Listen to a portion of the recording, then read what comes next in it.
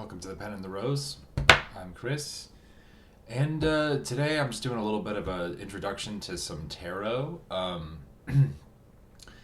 I was fascinated by tarot for a long time in my life, and I always sort of had like a passing interest in it, but I never really seemed to have like the knack or the talent for it. And anytime I tried to engage with it, I just kind of hit a wall and I put it aside.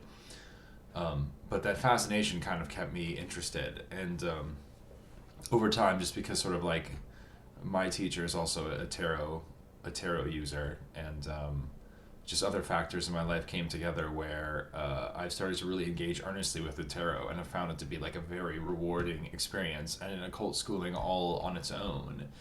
And in that sense, I mean, yes, some reference books and stuff are helpful, but it is like a little initiation schooling in a deck of cards. It's actually quite brilliant, and is probably the result of, White Lodges putting some influence into history. Because I don't know if you know this, but like the White Lodges often work through like pastimes and games and other things that humans are drawn to in order to give them like some experience of certain like occult principles, even on a subconscious level. Like, it's not ideal in a situation where people should be consciously grappling with these things, but it's almost like you're trying to give them some kind of defense against the other subconscious programming that's being funneled into their faces constantly. So like a pack of cards or a game of virtually any sort could easily be some encoded occult wisdom that the White Lodges have sort of seeded in there. The tarot, I think, is the best and most obvious example of this, but once you know that that stuff's happening, you can look anywhere, even into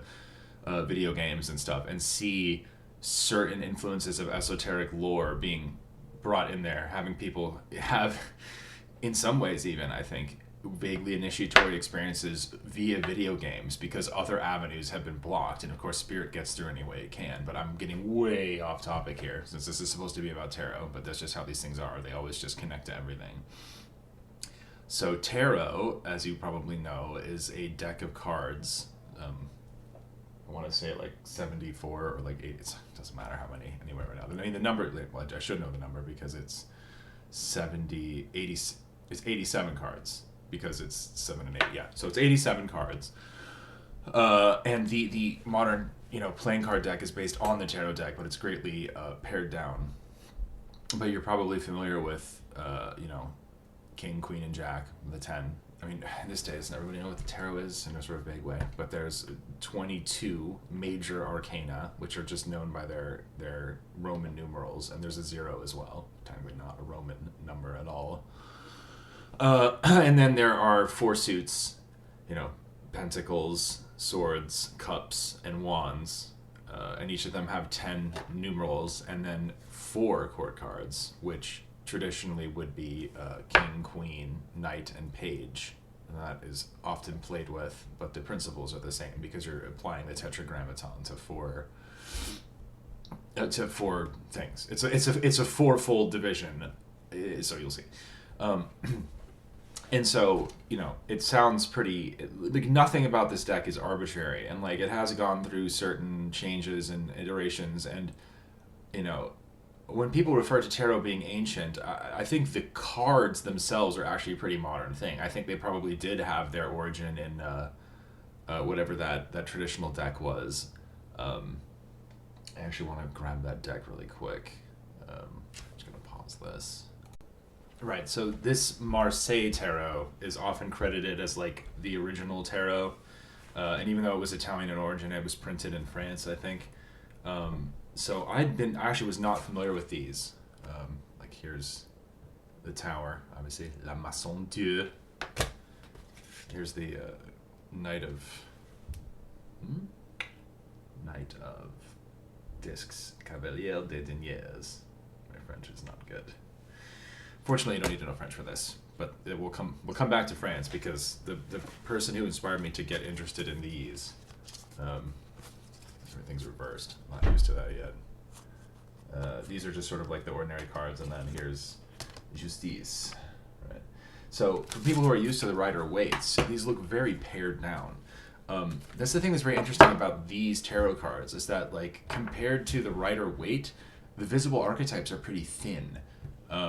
which is not to say that they're any less powerful, but the fact that these things have a very like pared down appearance really really kind of accentuates certain archetypes that are not favored in the more complicated like Rider-Waite schemata. So these cards are a very interesting counterpoint to the other ones that we'll be talking about. I don't use these for divination usually at all. I basically crack them out when I'm reading my meditations on the tarot book, because these are the accompanying deck that is used for the study in there. But it's a very intriguing deck, and again, it may be sort of like the oldest. And the Rider-Waite came hundreds of years later, so over 200 years later. Anyway, so yes. This is sort of the original tarot, but it's undergone modifications and changes over time, and these Western occult orders have a lot to do with the extant tarot decks that are here.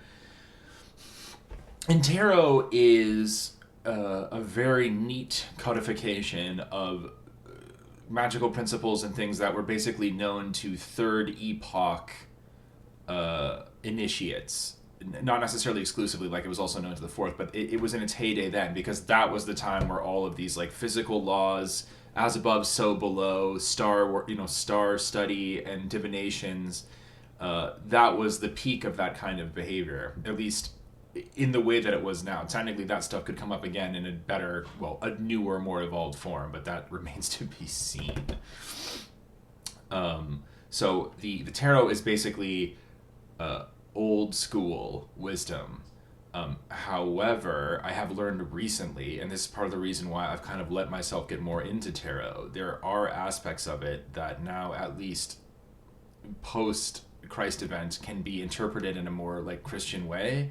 And I think you would have to argue that in some way, because wisdom is perennial, the post Christ stuff was still encoded in there, but at the same time, like, it only existed by virtue of an actual historical spiritual event. But I don't really want to get into all that right now. Suffice to say, the tarot probably transcends the third epoch if you understand how it looks, or maybe it would be better to say that we're looking at how it will come back again in its sixth epoch form, possibly, which could very well be in development right now. In fact, should be. So tarot, despite being sort of having a reputation as being sort of like warmed over ancient wisdom, I think with the right lens and the right enthusiasm can definitely be a completely modern and useful thing, as we will see. I mean, perennial wisdom is perennial wisdom, but at the same time, like, if you believe in history, if you believe that there is a thrust in evolution, then certain things are going to be appropriate at certain times, and things have to change to adapt. So perennial is the thing, the formless thing from which the forms descend. That's where the perennialness is. The individual forms of wisdom have to arise and pass away like everything else. But you can see the archetypal quality in the forms, one hopes. Okay, so let's talk a little bit about the tarot that I use. So I don't, I've just kind of started to do divination, and only really personally, or for people that I know really well. I would never consider myself to ever offer such a thing professionally, not least because I don't have those kind of skills. To me, tarot is most valuable as a meditative aid, as a contemplative aid, as a schooling. And even when I do divining, it's really more a test of my ability to read the archetypes than like a genuine tell of the future. Because, I mean, technically, since these things are fractal, right, they're all active within each other at the same time. You just, depending on the level of focus that you stop at, you're going to get a different result, even though these things are all interlinked. So, I mean, the point of that is that the divination is really in you. You read what's correct off the cards depending on an arbitrary arrangement. Like, it's causally, it actually is backwards from how it appears. It doesn't really matter though, because how it appears is fine for now. So I use them mostly for contemplation and not divination, and I'll be talking about them mostly in terms of contemplation. And I just think of divination as sort of a complementary thing. And I mean, yes, tarot readings can often be scarily accurate, but oftentimes it's sort of things you're like, the reason it's so accurate is because on some level you were already aware of what the cards were saying, and they just kind of helped reveal it. It's like a reflecting apparatus. So useful and so compact. I mean, a deck of cards, like, it's pretty brilliant, honestly. And of course, like a book of pages with pages that can be shuffled and interchanged. I mean, you create a tome that is alive. It's almost like that Book of Sand story by Borges. Like that infinitely refreshing, well, it's different than that, but just the idea of an endless book, right? Like you can shuffle them around and then the order of pages changes the story and stuff. So fascinating. But we also, let's just start at the beginning, right? Most people, I think, are familiar with the classic Rider-Waite, which was published with the combined efforts of Rider got more credit than I feel like he deserved. I don't remember why it's called Rider. Maybe because they published it. I think it's the publisher, right? And then Waite is the actual mystic. And then Pamela Coleman Smith, did you do the art, I think? Or contributed in some way? I can't remember. But anyway, you're probably familiar with this sort of thing, right? These are the classic pictures. And I actually did not, sorry, I know that's not like super clear, but I mean, this is just an overview. I mean, you can get your hands on a deck of these. I'm just giving you a taste. I actually did not use the classic tarot at first. What got me into tarot, because the imagery was just so compelling, was the Thoth tarot, the Crowley, Frieda Harris tarot. Because the images are just so rich with archetypes that even if you're kind of like a noob to occultism, it's like something in these pictures is going to speak to you in a really profound way. And I just, the art that this lady put together is just second to none. An acquaintance of mine who's quite familiar with like traditional tarot regarded Crowley as sort of bombastic, right, and his tarot to be like a little bit overwrought, a little dramatic or baroque. And I mean, I think that's like this. Also, here's futility. Did I show you that? That's what I drew for today. And yes, I'm definitely dealing with that. Variegated forms. The Crowley tarot is the one that made me fascinated. When I saw the images, it's like, okay, there's something about these images. I mean, I was quite benighted at the time or whatever, but it spoke to me enough over the years and decades that it kept my interest alive enough to then engage with it when the gate kind of got thrown open. These were actually gifted to me by my teacher slash healer slash friend who traded them to me for esoteric Buddhism book, which then I got back because I needed it. So really, I just got away scot-free with her old deck of cards. This is the one that I use to do daily single contemplation drawings, although I do also regard them as a sort of present tense divination, because it's like, what's the archetype that you need to be looking out for today? Like, what, here's a hint. This is like a universal hint book, very handy. So I used to use the Thoth tarot, but I've actually come to appreciate the imagery on the Rider-Waite more, especially because I engaged with Case's book. That tarot acquaintance that I mentioned, not my teacher slash healer slash friend, turned me on to this, which I'm sure anybody who knows about tarot already freaking knew, and I'm just like catching up now at the age of 39. But yes, Paul Foster Case, the tarot. This bad boy is chock-a-block with good stuff. You can read that over and over again and always get something new out of it. I still reference it constantly, like every day, and it's real good. And I'm kind of getting more impressed with it over time, and it's just the schema. It's like Crowley, because remember I started with Crowley. It's like Cases like Crowley, but the thing is, he, according to this guy, he learned his tarot from Blavatsky, the same place where I guess Crowley learned it or adapted it from anyway, because you can see that Crowley is using so much of the same information. And in fact, Crowley came up with this Naples arrangement, which is sort of like a bastardized version of Case's trestle board. And the trestle board is so much more fucking useful than the Naples arrangement. Crowley just loves to fucking throw thoughts around and stuff. And anyway, we'll get it back to Crowley or whatever. But yeah, Case's book has just been absolutely phenomenal, and it's compact, man, compared to this other book I'm about to show you. So this other book that got me way into tarot again is this, Meditations on the Tarot, A Journey into Christian Hermeticism, written by an anonymous French Christian hermeticist, like an esoteric Christian of a certain kind.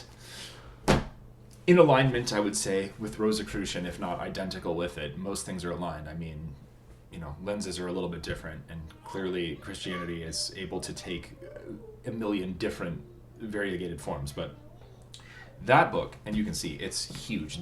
He just talks about the major arcana, but what's so incredibly special about this is he puts it in Christian context, and I mean esoteric Christian context. I don't mean that he's come up with a religiously Christian tarot book. That would be completely beside the point. I mean, the man is deeply Christian, and he has a lot of very fond feelings for the church, which I myself couldn't possibly have because I tend to be focused on the negatives.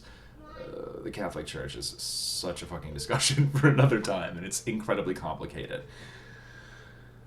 But this particular person, if anything, is to show the value of what the church can do, perhaps because of despite itself or whatever. If this guy regards the church as his patron and that patronage has resulted in that tome, then there's still got to be some good in the church, because that is just the way for a Christian of any kind to approach the tarot. And the archetypes are so clean and so...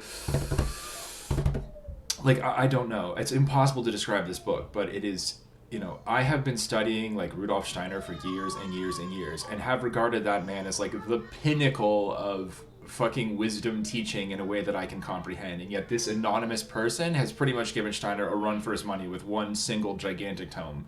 And also, the tarot is something that Steiner only spoke very rarely about. I think because mostly it's that it's not really very modern, and I don't think he had any interest, like, it was not his task at all to try to bring the tarot into modern times. It was much more the task of this hermeticist and people like him to be like, hey, this old, like, pagan book of wisdom is actually also a Christian book of wisdom, if you didn't know that. And again, I'm not trying to be sectarian. I'm just trying to make a historical divide between the initiation traditions that followed after Golgotha versus the ones that came before. There is a historical difference that has to be acknowledged, or you're deluding yourself. So that book. Now, I think it's worth mentioning that Crowley, of course, has his own book on his own tarot, and it's like, it should be known and read because you are using this dude's vision of a tarot. Now, I tend to think that he succeeded more to spite himself than not, because we can have, like, a discussion about Crowley another time, and, like, I owe him quite a bit in terms of me getting into occultism and being able to basically become a spiritual scientist, somebody who can maintain skepticism and yet has enough enthusiasm and imagination to, like, actually engage with magical practices in a way that will make them successful, as opposed to just, you know, doubt and skepticism just crippling you, like, permanently. 1 second. Oh, sorry. Distractions. And I'm not editing any of these. Sorry. So Crowley needs to be studied and understood, but always taken with a grain of salt. However, that doesn't in any way change my valuation of his and Frida Harris's tarot, which is really fucking excellent, in my opinion, for stirring up that archetypal sense in yourself. Like I said, it's so dense and so wonderfully illustrated that even me, where I have, like, this paucity of visual imagination sometimes, it still sparks off something. And that is, like, just getting that little bit of light to shine through is something I feel like the Thoth deck was really exceeds at least for me it has. And I know that my friend who gave these to me would also agree with that. She uses a number of other decks, which I'm not familiar with. I'm a pretty basic fellow on these things. Basically, I use Thoth, and I use the Rider-Waite. And then other than that, I've messed around with some Oracle decks, but that's a completely, like, that's not tarot. That's more just like a straight kind of divination tool. It doesn't have the same,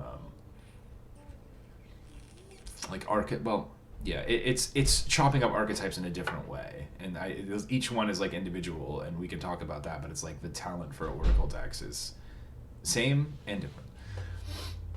So I'm trying to talk about Oracle decks right now. I'm just talking about tarot. So, we can get in a little bit more to the meaning of some of these archetypes. We'll kind of go over, like, okay, so what's about the major arcana? What's this? Like the tetragrammaton, the 4 elements. It's all very comprehensible and yet mysterious at the same time. It really does have a spiritual, scientific kind of bent to it. And so it's a really good complementary practice for any occultist, I think. Regardless of your orientation, religiously or whatever. It is a very easy way to get digging into some serious, real occult archetypes. And it's like, if that interests you, then you can pick up a pack and fucking start, like, today, you know. And that's in some ways simpler and more direct than trying to parse your way through several hours of Rosicrucian lectures and then fucking meditate on it afterwards. I mean, there is a simplicity to the tarot which I really do appreciate. Anyway, thank you so much for listening and watching, if you're watching. and I will be back to you with more of this very soon.